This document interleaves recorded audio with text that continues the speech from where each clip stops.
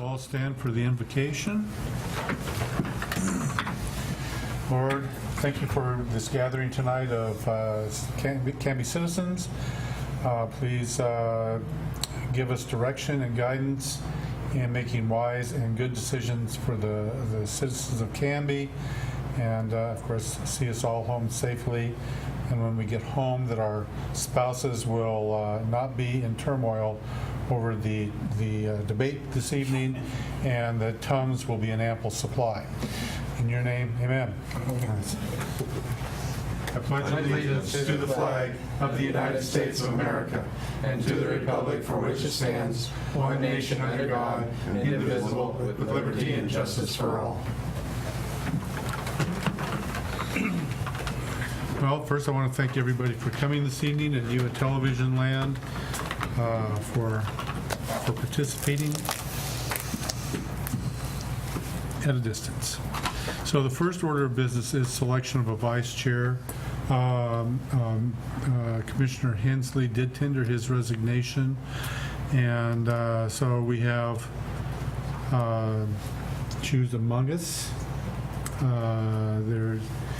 And we can include the folks that aren't here, which are Chris Rocha and Daryl. So, Derek.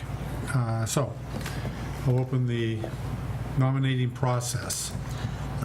Mr. Chair, I nominate Christine. Okay. Do I hear any other nominations? Do I hear a second? I have a question, though. Sure. I heard that she wasn't going to... She will be, she's got another year. I think. We've heard that she's planning not to renew come the end of December. Of this year? Yeah. Is her term up this year? I'll withdraw that. Okay, then I'm back open for nominations.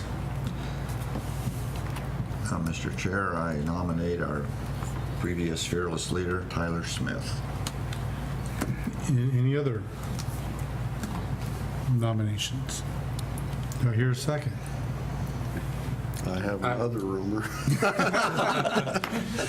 I would nominate. I would nominate Larry Boatwright and support his nomination to this. I'd be happy to serve if, for some reason, I'm still on the Planning Commission come December, but I do plan to apply and hope to be selected as a city councilor. And so if that was to take place, I wouldn't want to be the vice chair for one more month, and then if I was lucky enough to get selected, switch again. So, Okay, so Mr. Chair. Yes. Third and final time. I recommend Larry Boatwright for the position of vice. okay, do I hear a second? I'll second. All in favor say aye. Aye. Congratulations, Mr. Boatwright. You are now the vice chair of the Planning Thank you, Commission. guys. Okay. Scampering along. Do we have any citizen input on non-agenda items? Seeing as though there are a limited number of citizens and no one spoke up, then we will approve the minutes. I think we have to do this individually. Is that correct, Brian? Yeah, it would be best to do that. Okay. So I will entertain a motion to approve the minutes of May 23rd, 2016. I make a motion that we approve the minutes of May 23rd, 2016. Second. All in favor say aye. Aye. Now I will entertain a motion to approve the minutes from July 11th, 2016. Mr. Chair, I recommend that we approve the minutes for July 7th, July 11th, 2016 meeting. Okay. Do I have a second? Second. All in favor say aye. Aye. And I will entertain a motion to approve the minutes from July 25th, 2016 Planning Commission minutes. I make a motion to approve the minutes from July 25th, 2016. Second. Second. Let's see, all in favor say aye. Aye. Okay. So now we will move along to our public hearing. We will consider a request for annexation and zone change for property located on North Oak Street. That's ANN 16-04/ZC 1604 John Meredith. The matter presently before the hearing body requires a public hearing. All interested persons in attendance shall be heard on the matter. If you wish to testify on this matter, please be prepared to step forward to the microphone at the appropriate time. State your name, mailing address, and interest in the matter. For those people other than the applicant that are interested in testifying as either proponents or opponents, please sign in on the sheet or speak up when we call for testimony. For longer presentations, proponents and opponents may buy time from one another. In so doing, those either in favor or opposed may allocate their time to a spokesperson who will represent the entire group. You may be limited by time for your presentation. Generally, the applicant will have a total of 15 minutes to speak. The proponents will be given 5 minutes each. The opponents will be given 5 minutes each, and those thought to be neutral on the matter will be given 5 minutes each. The applicant will then have 10 minutes for a rebuttal. All questions must be directed through the chair. Any evidence to be considered must be resubmitted to the hearing body for public access and to become a part of the record. All written testimony received both for and against prior to the hearing shall be summarized by staff and presented briefly to the hearing body during the staff report. Testimony and evidence must be directed toward the applicable review criteria contained as indicated in the staff report, the comprehensive plan, or the applicable land use regulations which the person believes to apply to the decision. Failure to raise an issue accompanied by statements or evidence sufficient to afford the decision maker and the parties an opportunity to respond to the issue may preclude appeal to the Land Use Board of Appeals based on that issue. Failure of the applicant to raise constitutional or other issues relating to proposed conditions of approval with sufficient specificity to allow the local government to respond to the issue may preclude an action for damages in circuit court. Everyone present is encouraged to testify, even if it is only to concur with previous testimony. At this time, I would ask that any member of the hearing body who has a conflict of interest to please indicate the nature and extent of the conflict and whether you intend to participate in or abstain from hearing the present matter. I have no conflicts. Me either. Okay. Also, if any member of the hearing body has had any ex parte contact with anyone prior to this hearing, including a visit to the site, please declare the nature and extent of such contact at this time. None. I just drive by it a couple of times a day, so. I think I participated in the development concept plan a few years ago. Isn't that what? But it was. Was this the area that was covered by that thing we did? No, about that was 4 or 5 part of the years ago? North Redwoods that That was you're a different- thinking okay. of, yeah. Does any member of the audience have any questions for any commissioner regarding conflict of interest or ex parte contact? Okay, the public hearing will be conducted as follows. First, we'll have the staff report, and then questions, if any, by us. And then we will open public hearing for testimony, and the applicant will have not more than 15 minutes. Proponents not more than 5 minutes each. Opponents not more than 5 minutes each. People thought to be neutral, not more than 5 minutes each, and then rebuttal by the applicant, not more than 10 minutes each. I will then close the public testimony and questions, if any, by us. Discussion and deliberation by the hearing body at that time. No additional testimony unless specifically allowed by the chair. A decision shall be made by the hearing body at the close of the hearing, or the matter will be continued to a date certain in the future. This will be the only notice of that date you will receive. Does anyone have any questions about the procedure outlined for this hearing? Okay.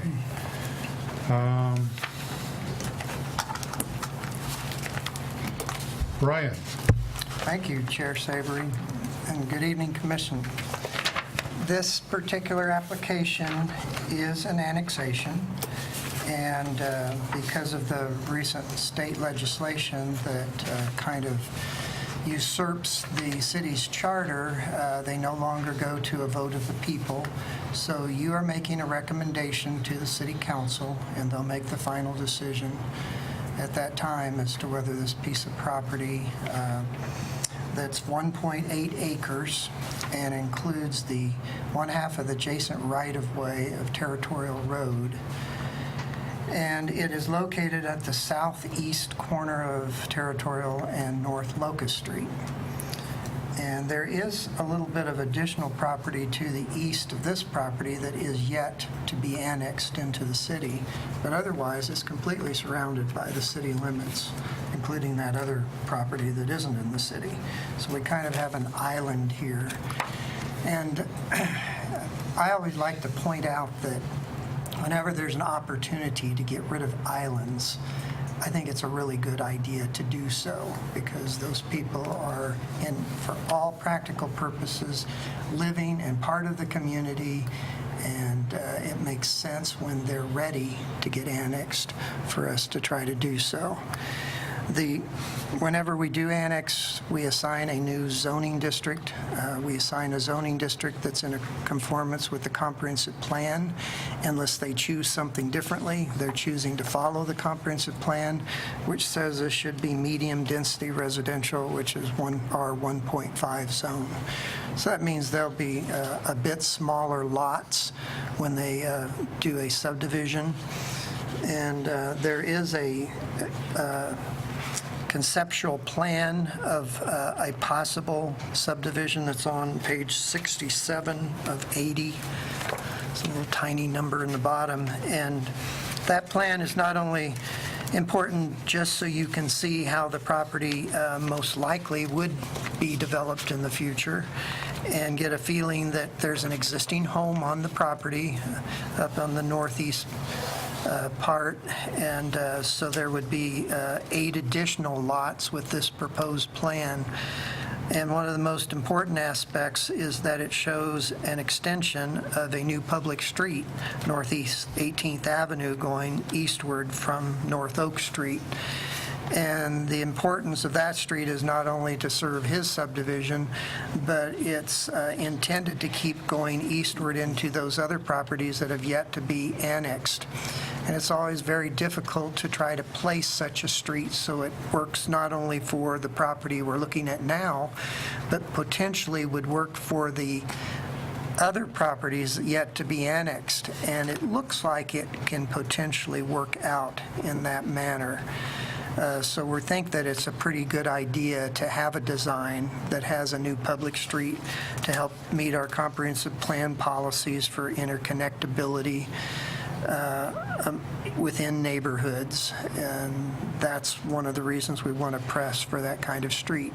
He's not able to achieve as many lots as maybe he would like to do because of this public street, but we think it's an overall preferred design for the community as a whole to achieve those objectives of interconnectability. So he's agreed to do that.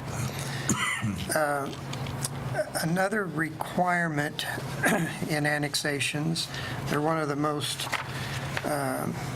comprehensive type applications we review. It brings in all sorts of considerations, from probably the biggest one in your decision is, will adequate public facilities be available? And all evidence through our pre-application meeting with all the utility agencies, and say that yes, they will be responsible for some extensions of some utility mains to serve the property, but they're all there and readily available to serve this property. Another thing that we look at is any impacts on traffic. And specifically with an annexation, we're not really approving a development.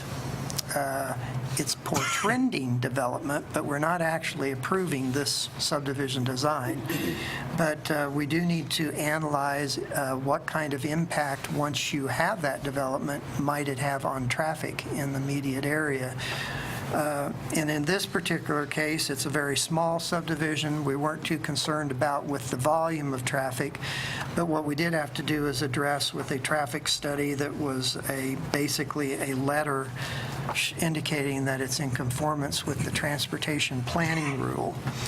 And the intent of that transportation planning rule, I'm going to read here, is to ensure that the future land use and traffic growth is consistent with the transportation system planning and does not create significant impact on the surrounding transportation system beyond the currently allowed uses.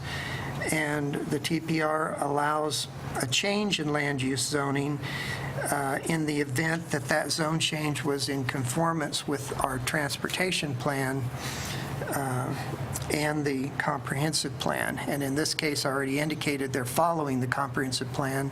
And in 2010, when we did the transportation plan, they anticipated this land would eventually be developed in a medium residential fashion. So they already accounted for the traffic when they developed the capital improvement plan that's associated with the TSP. And so we're not anticipating any additional significant transportation impacts by assigning this new zoning, which will result eventually in the new development. The development agreement was required in this case because our annexation ordinance has a map that defines areas that are required to develop a concept development plan and have it adopted by the council, and those that are in an area defined by a development agreement. This one was defined by a development agreement, and there is no specific items that are designated to be included in such a development agreement, but we do that so that anything we want to make sure happens when an application is made will be bound to happen. And what we were most concerned about is that they put a new public street heading eastward out of this property to connect with the adjacent property when it annexes. And so that's the main provision that's included in the development agreement. They also indicate that they're going to be annexing and dedicating future right-of-ways for North Oak and for part of Territorial Road. So we'll have the full right-of-ways we need when those streets, when a development comes forward and those streets are done. I think that's the main things that we see in the development agreement. And that concludes my report. Okay, any questions or observations for Brian and crew? Brian, I was curious, where is the obligation that they build that road there? I didn't see it in the conditions. In the development agreement itself is required to be recorded within 7 days after the council acts to approve the annexation. And so in that development agreement, which I got it marked here somewhere, see which page it's on. It's on page 57 of 80. And if you go under like items C, D, E, F, and G, those are the conditions that are indicated. And like down in the middle of condition E, talks about and to construct a new street, Northeast 18th Avenue, west from North Oak Street. And it has some hem and haw language in there that, hey, when they actually submit their application, they'll do it in accordance with where the city exactly wants that street to be. So in other words, it might shift a few feet north or south when the actual application is made, but it'll be within bounds of that conceptual drawing that you see. Okay, thank you. So Brian, I want to just be clear now, Territorial, as we all know, is a county road, correct? No, it's actually city operation. Territorial Road is.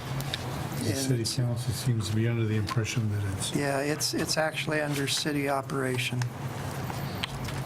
Okay. I think I looked at that just recently, and I think I was even surprised. Well, at the last city council meeting, when they were discussing speed bumps to put on Birch, it was brought up that Territorial was indeed a county. No, and we went through with the Traffic Safety Commission to get the speed limit on Territorial Road lowered, and that was a city application because we have the operation of that street. So,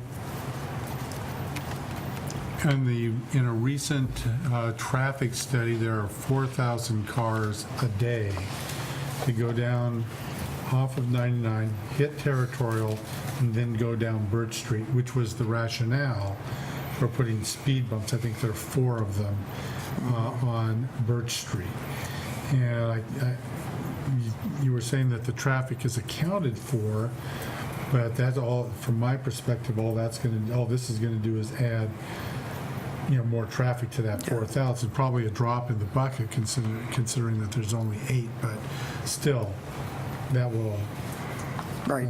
And so, you're just stating a fact that is true of every single development. It all adds traffic to the community. Right. It's a matter of whether it's going to add traffic in a manner that makes our existing streets or intersections go below our adopted level of service standards.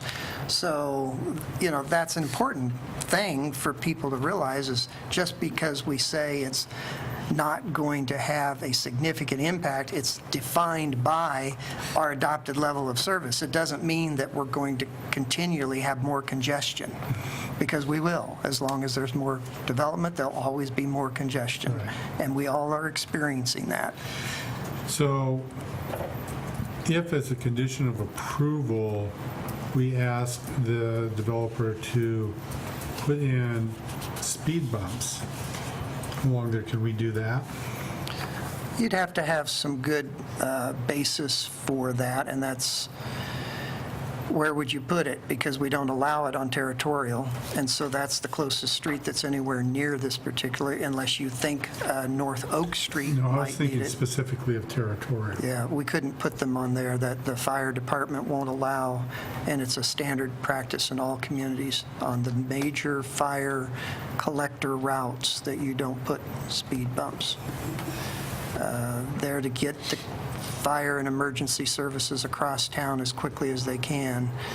And so it's an accepted practice not to put those on those particular streets.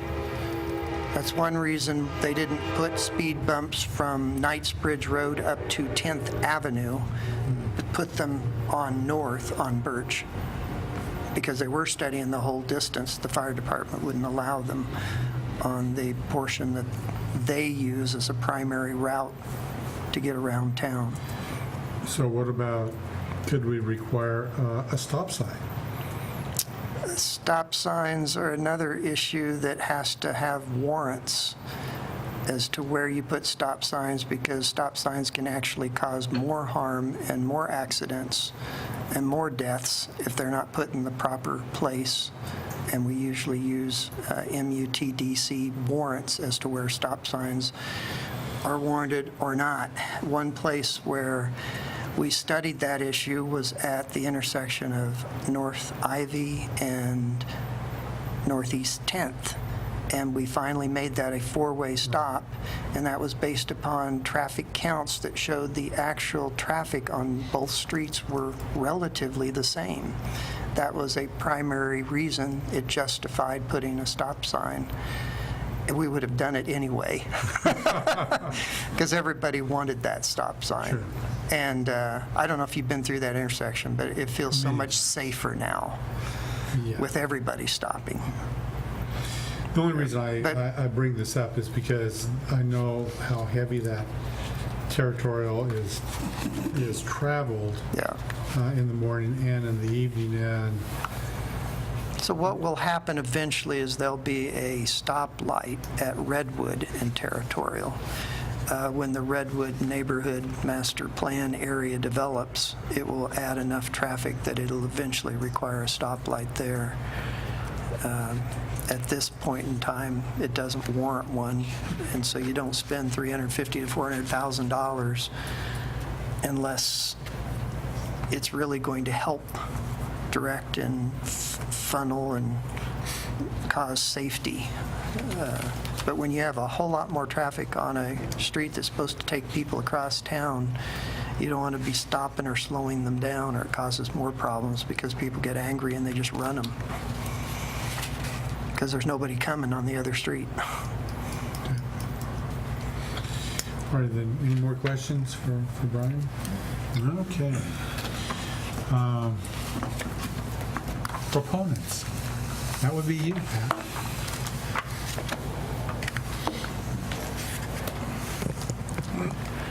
Pat Sissel with Sissel Engineering, 375 Portland Avenue, Gladstone. Good evening, Chair Savory and Planning Commission members. It's just me tonight.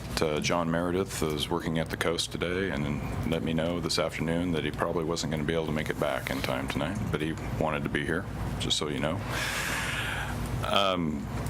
As Brian mentioned, this property is 1.65 acres, and it'll translate into 9 single-family lots.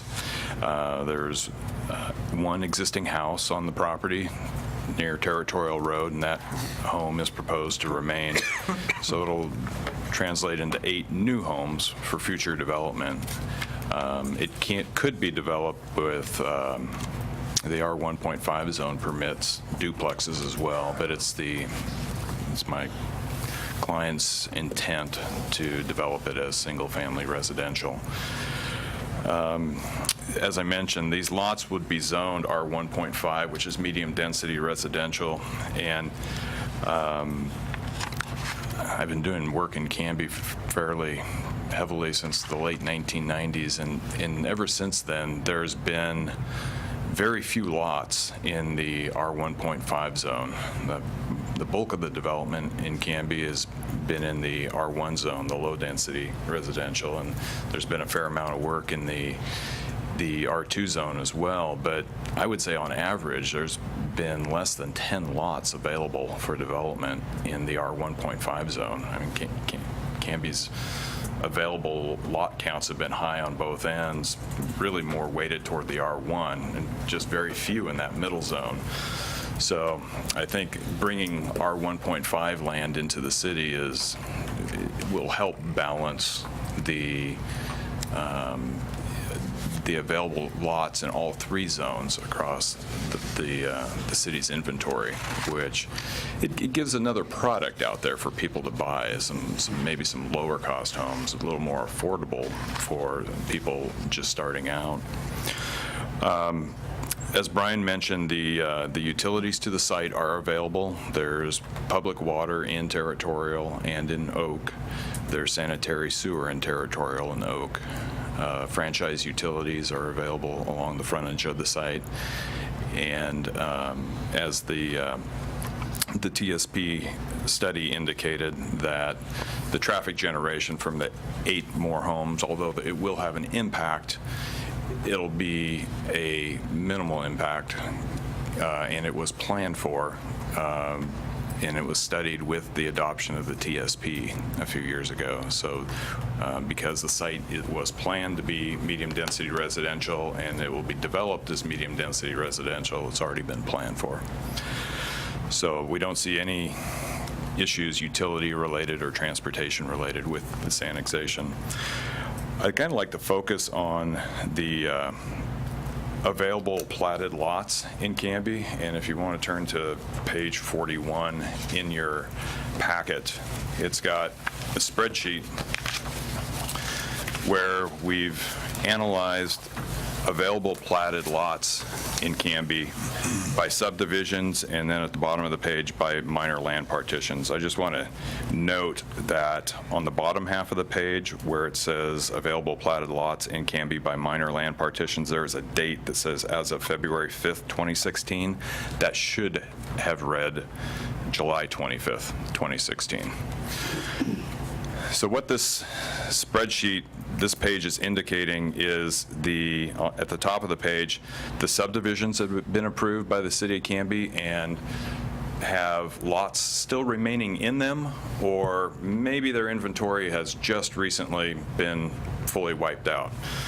But you can see the columns to pay attention to are R1 zone lots remaining, R1.5 zone lots remaining, R2 zone lots remaining. And if you look at that and you go down to the box at the bottom of that top half of the page, it shows that there's 55 lots remaining in the R1 zone, 0 lots remaining in the R1.5 zone, and 23 lots remaining in the R2 zone. This is as of July 25th. In the partitions, one other thing I just wanted to note, if you look in the column titled zoning, you can see what I've been mentioning. Nearly most of those developments are all R1 developments. There's a few R2s, and of all those that are mentioned, there's one that had R1.5 lots. So you can see that there's just very few subdivisions that come in with R1.5 land. In the bottom half of the page, the spreadsheet notes minor land partitions that have lots remaining, and it shows in the box as of 7/25/16 there was 6 lots remaining in the R1 zone, 0 in the R1.5, and 3 in the R2. And so if you total up at the bottom of the page, in the R1.5 and the R1, there's 61 lots remaining. All of those are R1s. And there was 26 in the R2 zone, 87 lots total. Are there any questions about that page before we look at the next page? Okay. On the page 42, the box at the top of the page shows the number of single-family and multifamily permits that were pulled by month in 2015. In total, there were 68 single-family residential permits, building permits pulled in 2015, 17 in the multifamily residential zone, or the R2 zone. In the second box down, it's a breakdown of building permits for new construction, and it looks at a 10-year historical average, a 3-year historical average, and then the 2015 totals. So the 10-year historical average is 447 permits over 10 years, which is 44.7 permits per year, or 3.73 per month. The 3-year average is strikingly similar, 45.3 permits per year, or 3.78 per month. But you can see in 2015, the actual number of permits pulled was on an average of 85 per year, more than double the 3-year and the 10-year average. Mr. Chairman, can I ask a question? Yes. Mr. Sissel, can you, the thing I'm having trouble with, I agree with, I think, the conclusion you're getting to here, that there is a need for additional residential lots in Canby. But the problem that I have is I'm not sure that I buy that we need 1.5 specifically. Now, I see your graph, but 49 of those R1 lots are from 3 recently approved and not fully built out subdivisions that have been pending. So those are going to be, once those are built and gone, those are relatively big ones, 17, 17, and 15 total. It's not really going to be that top heavy. Once, those were big, 40-something odd lot subdivisions. I don't necessarily, know that we have this gluttony of large lots in Canby that we need a bunch of medium-sized lots. Well, I think the inventory in Canby typically is between a year and a half to 3 years of supply. That's, it's typically in that range. I guess my point is virtually all of those lots that make up that year and a half to 3 year supply are almost all R1 lots, because there has been historically very few lots in the R1.5 zone. We used to look at the average building per zone, And the number of permits in an R1.5 zone, the average was always low. It was always like 1 or 2 permits per year. And it's not because nobody wants to build R1.5 lots, it's because there's never been any R1.5 lots available. Now, there's been some other annexations recently, and some of that land was zoned R1.5, and I think it's a good thing. I think you want a mix of available lots. I don't know what lots are going for in Canby. R1 lots are probably $150,000 lots. That prices some people out of a new home immediately, and I think having smaller lots in the 5,000, 5,500 square foot range will make it a little more affordable for some people. It introduces a little different product into the mix, is my feeling. But I don't know that it's necessarily a bad thing. I just wanted to point it out to you. In getting to the remaining buildable lot supply, the third box down on page 42, again, I just want to note, it says as of February 25th, 2016. That date should be July 25th, 2016. In years, what is left, if you look at the 10-year average and go use that rate, there's about 1.95 years worth of supply left. If you use the 3-year historical average, there's about 1.92 years of buildable supply left. And if you look at the 2015 building rate, there's slightly over a year left. And then we projected it forward to the end of 2016 in the bottom box. And there we added in the subdivisions that you've approved and are under development, but the plats haven't recorded yet. Those include the Feist Edition Phase 7 subdivision that Ralph Netter's developing, 6 lots, R1, Caitlin's Place, Charlie Clark's subdivision, another 6-lot development, R1. And if you look at the averages, at the end of this year, using the 10-year average, there'd be 1.8 year supply left, or 1.77 year supply left looking at the 3-year average, and 3/4 of a year left looking at the 2015 rate. Again, those are estimates. I don't know what the 2016 building rate is doing compared to the 2015, but I imagine it's probably pretty similar. I just want to close by saying I think, annexations, they take some time, and I don't know if you're up here and you see a development come before you as a subdivision application, and that takes time to translate into lots that are available. In 2014, the Southeast 13th Avenue Development Concept Plan came before you in the summer, and it went to a vote of the people in November 2014. There's activity out in that area, but nearly 2 years later, there are yet to be one lot developed in that 32-acre development concept plan that was annexed into the city. So I don't expect all annexations to take that long, but there is a lag.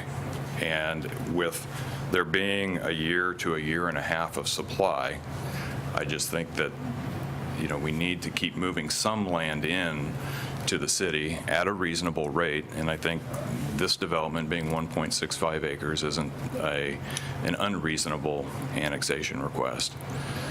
And I think it should be approved. So I'd be happy to answer any questions. Any more questions? Okay. All righty. Any other proponents? Any opponents? Any people out there considered neutral on the matter? Okay. And I will close public testimony, and we will have questions, if any. Mr. Boatwright? No questions, really. No questions? Okay. So no additional testimony, so we will make a decision. The decision will be, I will entertain a motion to approve. Mr. Chairman, I would move that we approve the recommendations of staff. For the reasons stated by the staff, there is a need for additional property within the city limits. It is wholly contained, as our staff said, on an island, so it's almost unreasonable to not accept that into our city. It's surrounded by existing utility services that are available. It's a small impact with only 1.65, 1.7 something total acres to be in the city, and that there's no issue with financing or comprehensive plan designations or traffic impacts, and so that we should approve it. Do I hear a second? I second it. All in favor, say aye. Aye. Opposed? Okay. So then we will have the final decision, or new business. Excuse me, I'm sorry. Is there any new business?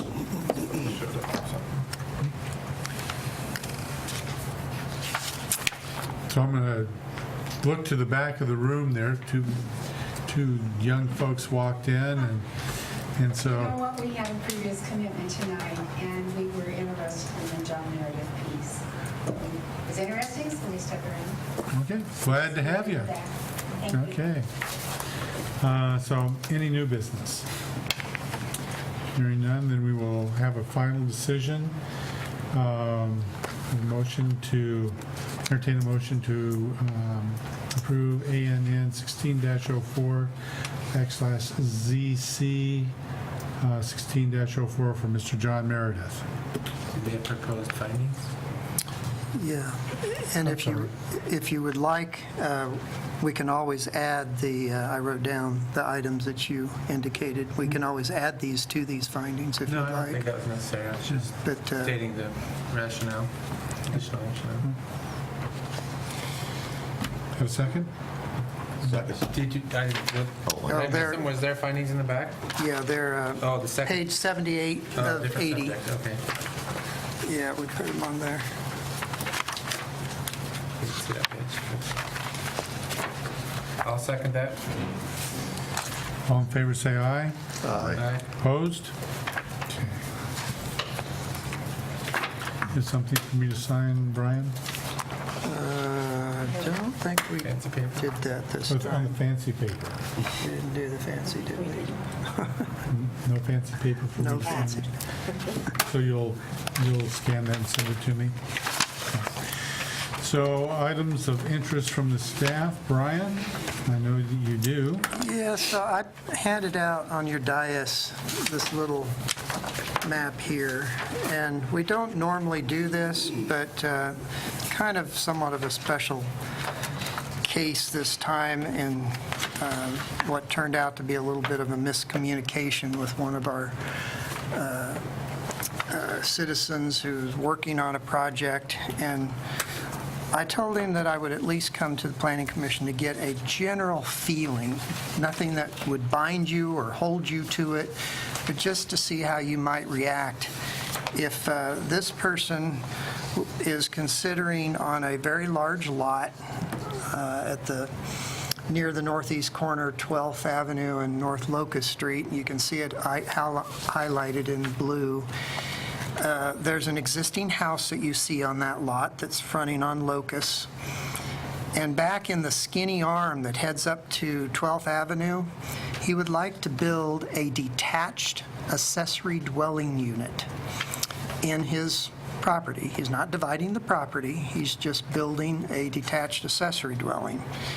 And just for a little background, we've probably only done 3 detached accessory dwellings in the past 9 years, and 2 of them were last year. You may have recalled. One of them was near the downtown area where they built a garage and put an accessory dwelling unit on top of the new garage. Another one was in someone's rear yard, and they connected I don't know if, I can't remember now if they connected utilities from the house or put separate meters, but actually, I think we've done 3 now this past year. So we've done 4 probably in 9 years. And so they're becoming more frequent here more recently. But the question is, and I've copied the relevant code, if you turn to the second page on item D, number 3, it says accessory dwellings shall not exceed 800 square feet of floor area. Well, he has designed an accessory dwelling that is 790 square feet, a cute little tiny home to place in the backyard. But he wanted to take advantage of some extra room and designed it with a full basement. Some thoughts are that it's going to primarily serve for extra place for heating and cooling and storage of stuff, but there's nothing that would relegate it to that necessarily. So it could be playrooms, a recreation room, it could be living space of this home. So the question is whether, when you think about why are these regulations here, what was the purpose of these standards for keeping accessory dwellings a certain size and restricting that? And since it says square feet of floor area, could we exclude a basement from that calculation?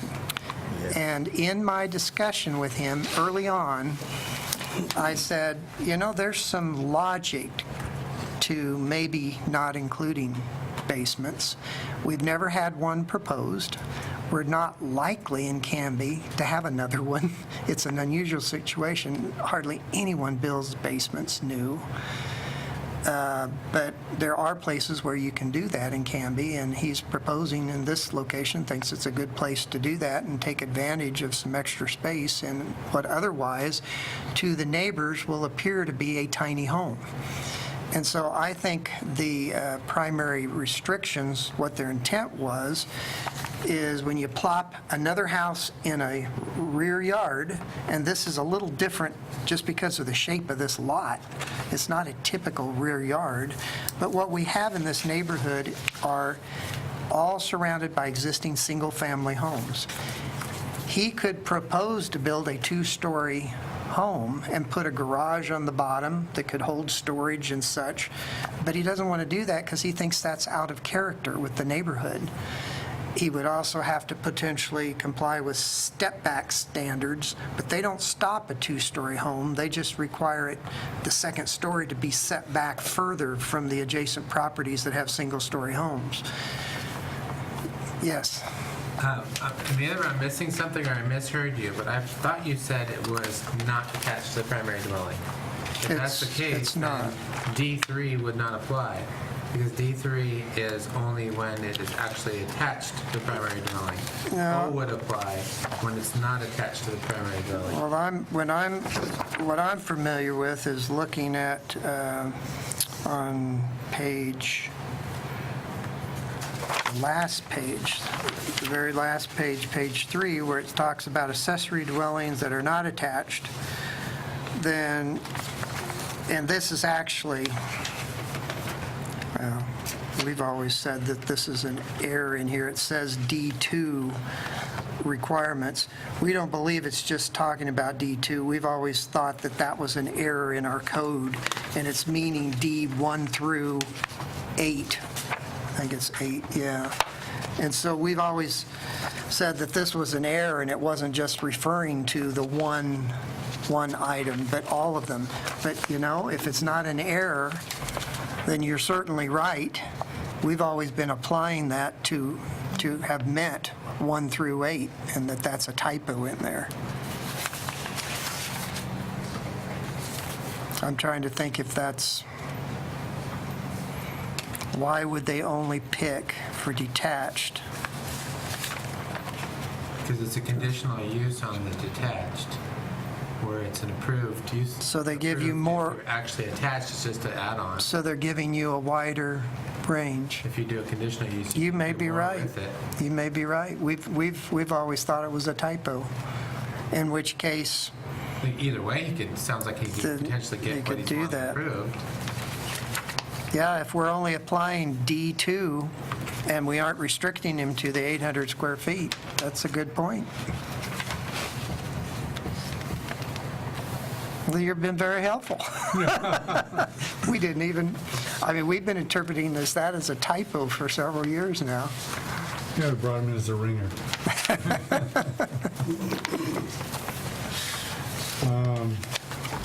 So what do you Yeah, ask me to yeah. do? If you think that that's a reasonable interpretation of exactly what the code says now, it's not restricting it to 800 feet if you go through the conditional use permit process. You have the option to do something greater than 800 square feet. I like that. That's an easy way, and so you'll be seeing him at some point in the future, when he finishes his design, makes his conditional use application. He'll follow through, I'm sure now. Okay. City of Canby, new library civic center, items of interest from staff. So So this, you don't want to move into the new digs? no, we're excited now, but it's a lot of work, and we're pulling our hairs out because we have to actually pare down to fit into the new building, and we have more files than anyone else has. And so we've been trying to throw away as much as we can and go through the official destruction state law procedures, and just packing and trying to keep up with everything has been quite a chore, and we've got the rest of this week. And so we close on Thursday this week and actually move on Friday. And the library has already started moving today. You wouldn't take my return books, huh? We're going to be overdue. So this is the last meeting in this hallowed chambers.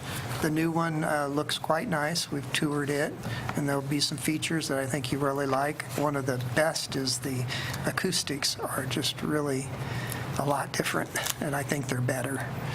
And it's a very attractive environment there. Not too much bigger of a room, but it's very nice looking. Because of the overflow crowds that we usually have at these meetings, I think it will be sufficient. Yeah.